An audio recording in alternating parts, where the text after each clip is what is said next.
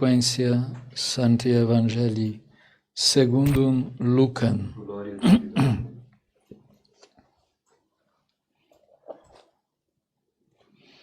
Naquele tempo, Jesus lhes disse ainda esta parábola a respeito de alguns que se vangloriavam como se fossem justos e desprezavam os outros.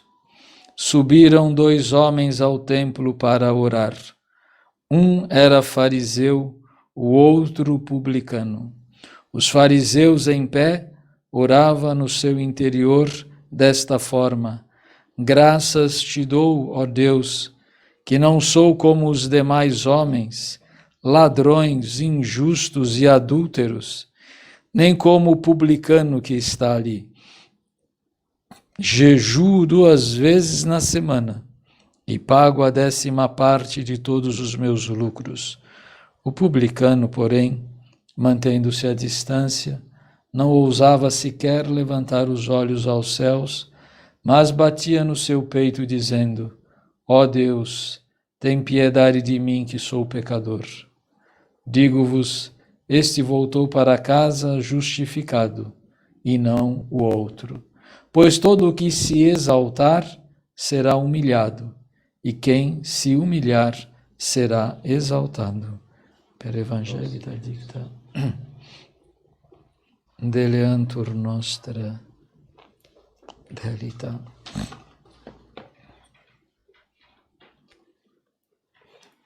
Em nome do Pai, e do Filho, e do Espírito Santo. Amém. Meus caríssimos irmãos em nosso Senhor Jesus Cristo, a missa de hoje nos convida a uma reflexão muito profunda a respeito da nossa vida espiritual.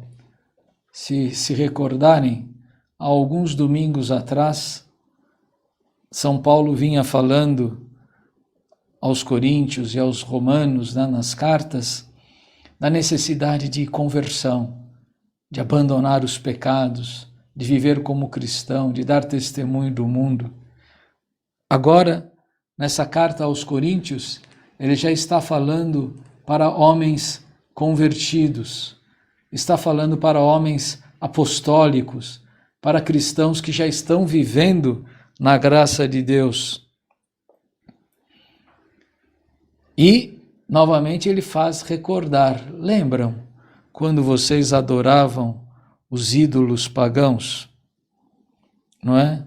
Corrieis conforme vossas tendências, quer dizer, a pessoa corria para os deuses conforme precisava. Estou precisando de um amor para me casar, então ia procurar Eros. Estou precisando de poder, vou procurar Zeus, vou procurar o Deus, estou precisando de dinheiro, estou precisando de justiça.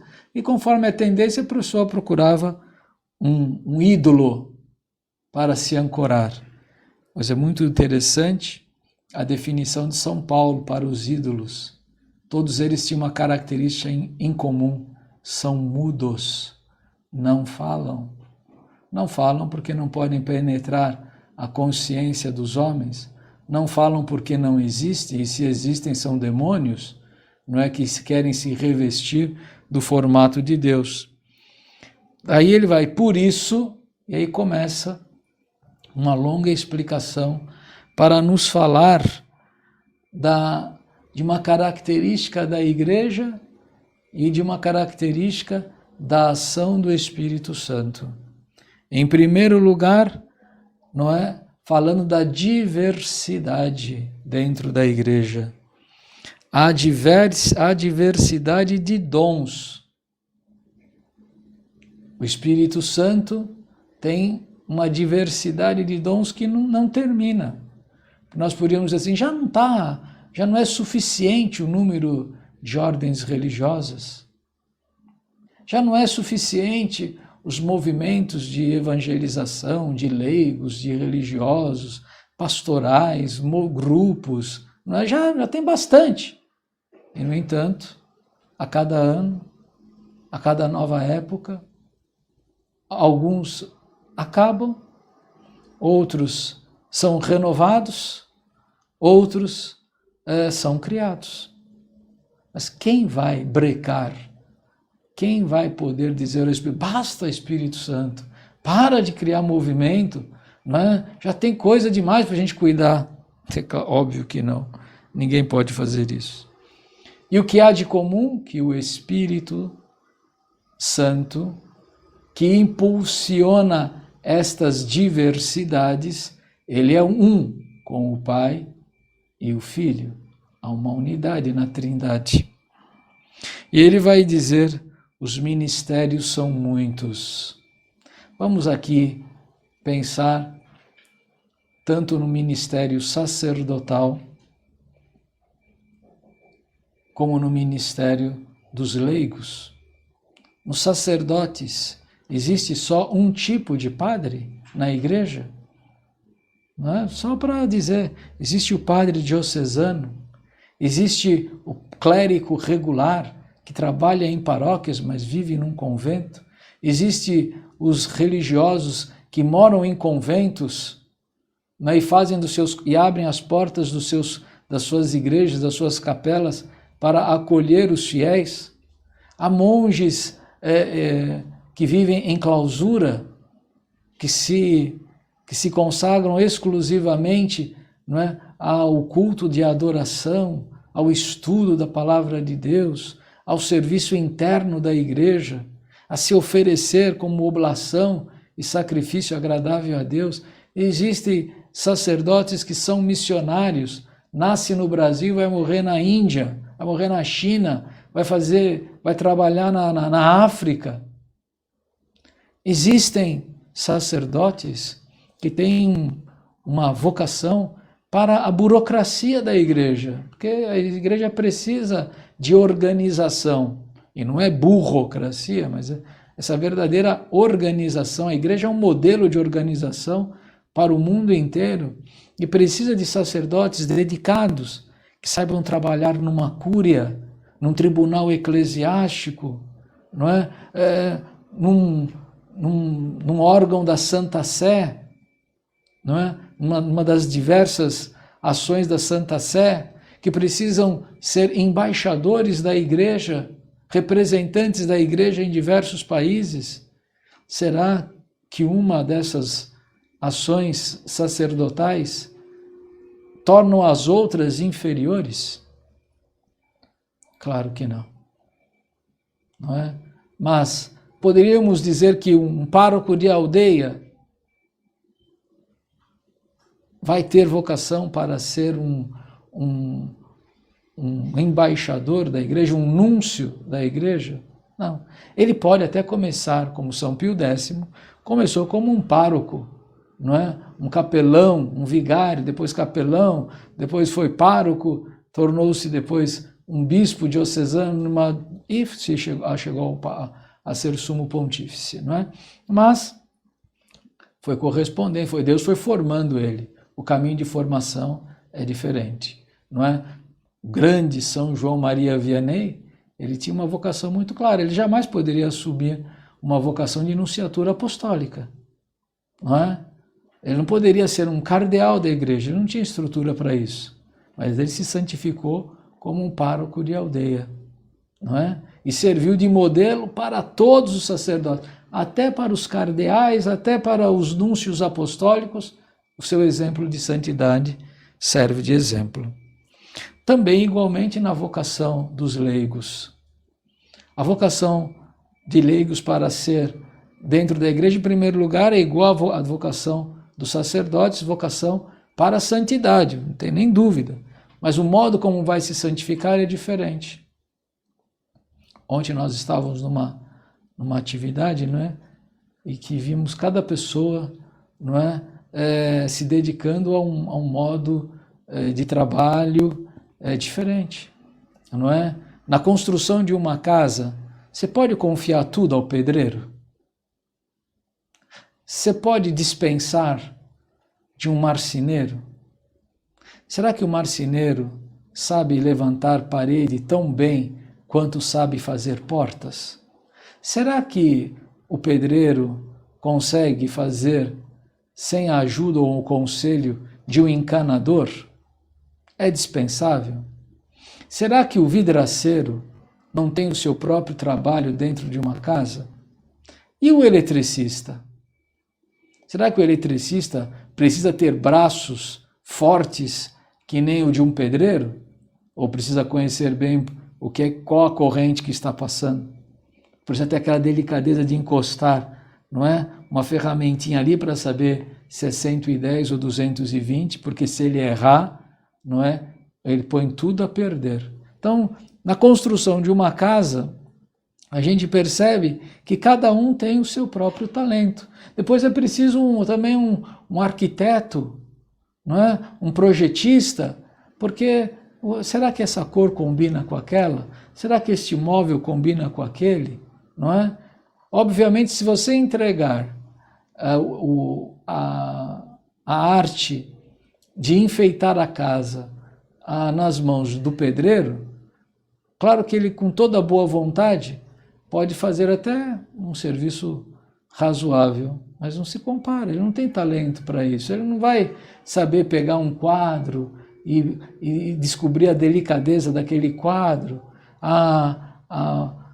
o valor de uma imagem, não compete a ele, cada um na sua.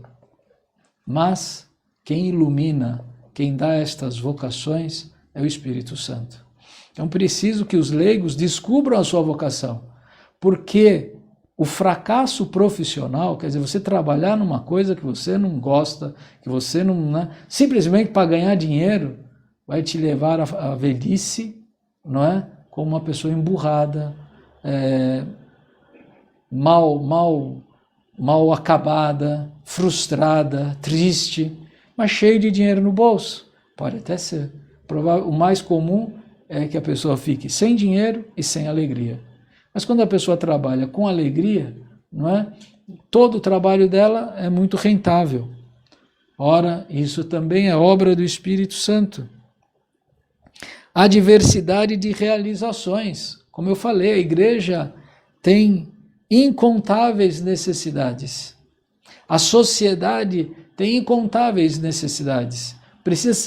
Precisamos realizar alguma coisa. Todo mundo é convidado, é chamado para realizar. Ninguém é inútil dentro da sociedade. Não é? Não importa a força do seu braço, não importa a sua idade, ele está em sociedade e dentro da sociedade tem uma utilidade. Às vezes é de fazer alguma coisa, outras vezes é de estimular alguma coisa. Um bebê estimula o seu pai, a sua mãe a aprenderem um monte de coisas. Depois, o filho cresceu, tornou-se adulto, o pai ficou velhinho, o filho vai ser estimulado a aprender, não é? A lidar com muitas realidades que antes ele não tinha feito. Mas todos devemos buscar no Espírito Santo, né, a inspiração para realizar estas coisas.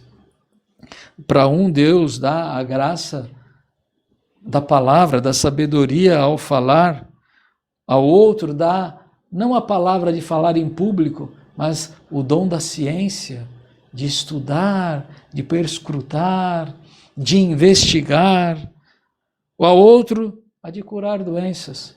Não sabe pregar, não sabe estudar, mas encosta a mão e cura. E aí? Você vai brigar com o Espírito Santo por causa disso? O outro vai muito além, não só cura, como faz milagres. Quantos santos, né? Você vai dizer, claro que pode ser que um homem, um santo que faça milagres, chame mais a atenção da população do que um cientista que, quietinho, não é? Faz o seu trabalho. Claro, chama muito mais a atenção um São Francisco de Assis pregando ao povo, falando, fazendo milagres, do que um Santo Tomás de Aquino estudando e chegando a concepção da palavra transubstanciação para ser usada na teologia. Não é? Mas todos têm o seu valor na hora certa, no momento certo. Outro, o dom das línguas, né? Aqui eu acho muito bonito a gente imaginar a obra dos missionários, né?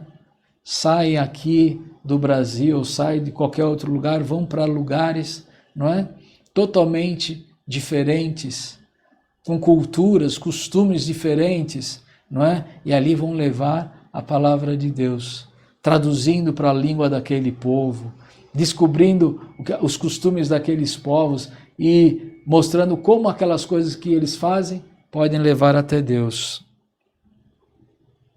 O Espírito continua o mesmo. Mas a leitura do Evangelho derramou um pouco de água fria sobre esta situação. É quando um homem que, vivendo na graça de Deus, trabalhando por Deus, acaba por cair na idolatria de si mesmo e começa a se vangloriar, o orgulho. Está vendo a parede sendo levantada e começa a se orgulhar, não é? O pedreiro vê a parede sendo levantada e está vendo, ó, isso que é trabalho, não é daquele encanador, aquele ali não presta, aquele eletricista não vale nada.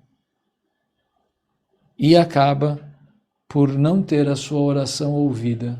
O outro,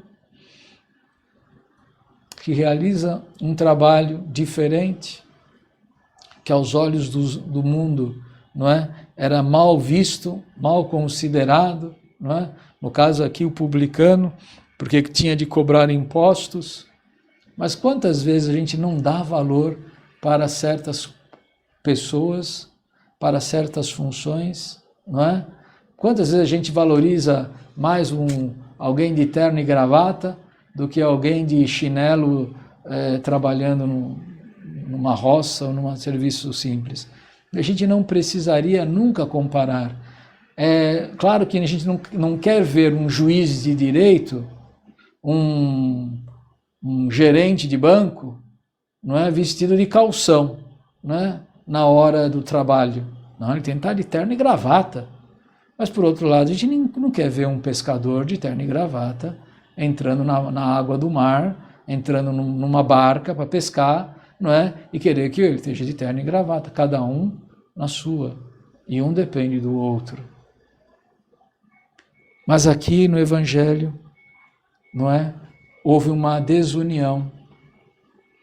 Nosso Senhor mostrou que um se desuniu porque se vangloriou, o outro permaneceu fiel a Deus porque manteve-se humilde, se reconheceu limitado, se reconheceu pecador.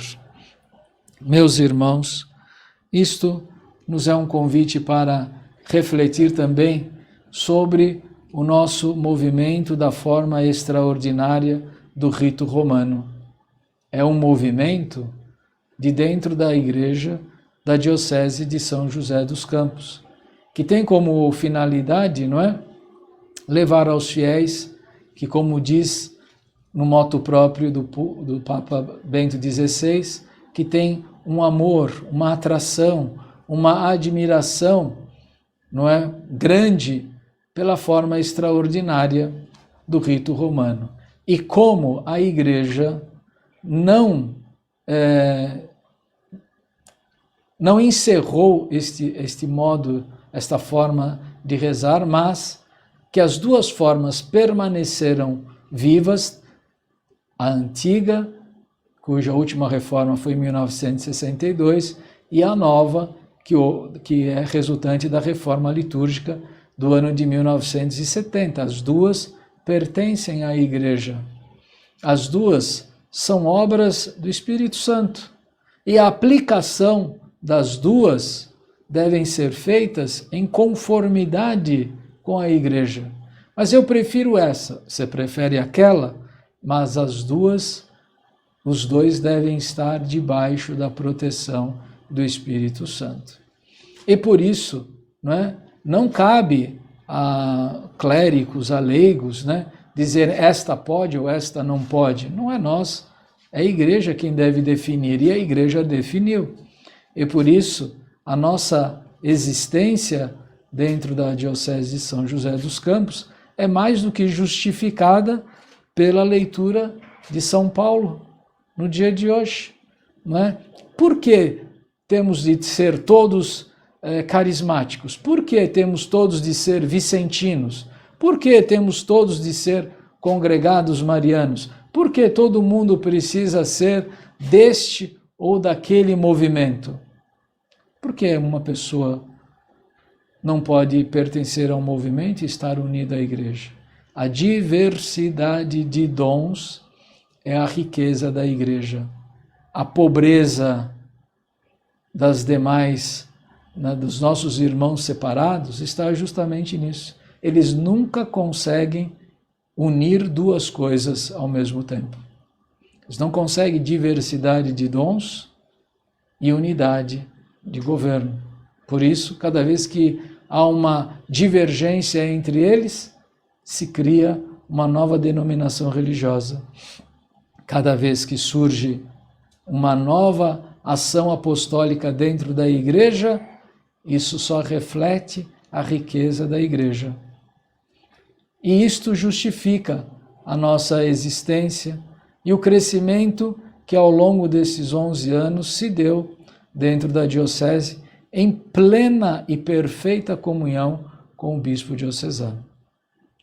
E agora, passado 11 anos, a diocese nos convida a uma nova missão, para que nos próximos 5 anos nós possamos dar continuidade a esse trabalho na Capela Santa Cruz dos Lázaros, aqui na Diocese de São José dos Campos, dentro da paróquia de São João Batista, bem próximo da Capela Nossa Senhora de Fátima, onde ficamos ao longo desses últimos 11 anos.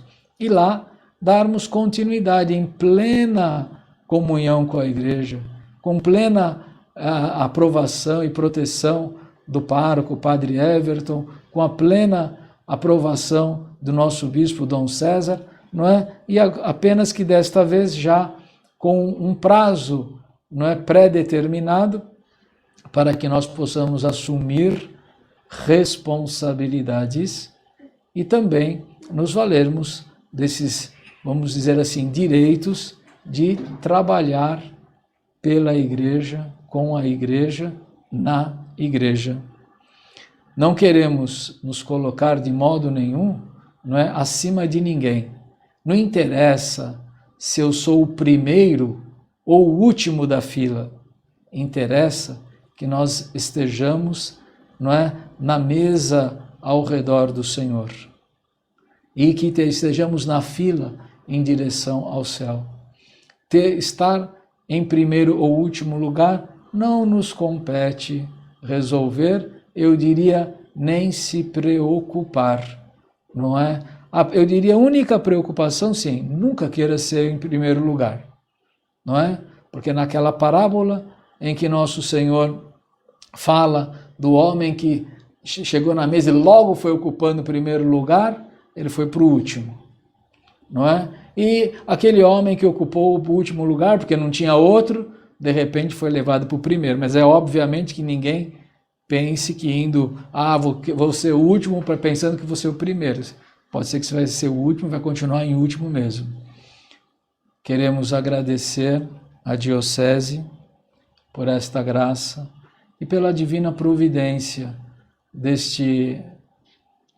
desta nova capela, inspirada, não é, em Lázaro, o pobre de outrora, aquele Lázaro que é a única parábola em que Nosso Senhor dá o nome a um personagem, não é? E cujos muitos teólogos afirmam se trata de uma pessoa, até por esta singularidade.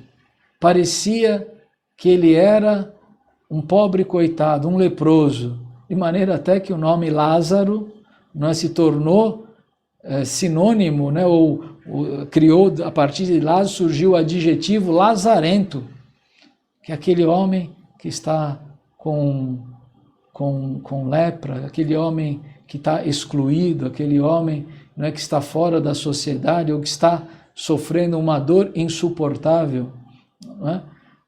No entanto, ele foi levado aos céus, porque a pobreza nem a doença foi um obstáculo para ele se santificar.